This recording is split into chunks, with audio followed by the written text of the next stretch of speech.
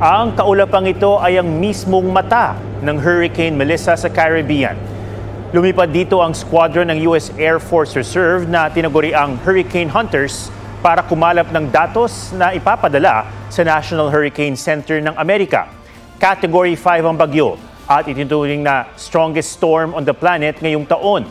Ramdam na ito sa Jamaica kung saan 3 na ang naiulat na nasawi bago pa mag-landfall. Mahigit 1.5 milyon ng tinatayang maapektuhan ng bagyo roon.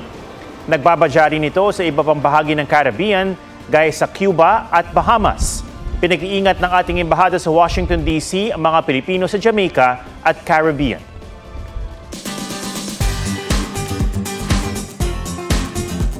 No costume sa Halloween party? No problem. Basta't mataba ang utak at madiskarte, kayang maging agaw pansin sa Halloween. Ang mga outside the box na paandar, pusuan sa report ni Oscar Oida. Cardboard, marker, 2 packaging tape. Gamit ang mga yan, last minute daw na iginapang ni Keith Manaloto ang kanyang costume para magmukhang butiki. Pagpasok ko dun sa bahay, at first, litong-lito sila. Hindi nila alam kung ano yung costume ko. Tapos dumiretso ako sa pader. Gumanyan ako sa pader. Doon nila na-gets. Mula ulo hanggang paa, literal na stick to the theme. Gusto mo ng costume na madalian? Pwedeng mapakinabangan ang trash bag at marker. Kung pang-contortionist pa ang iyong katawan, baliin ang sarili and do the switch to ostrich. Halloween lang din ang usapan.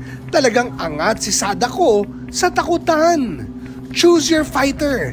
Sadako na galing sa TV o Sadakong umaahon sa balon. Creepy at panalo sa execution.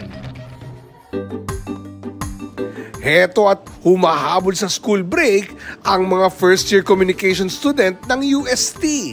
Ginawa nilang Halloween theme ang mga karakter ng content creator and ex-PBB housemate na si Esnir.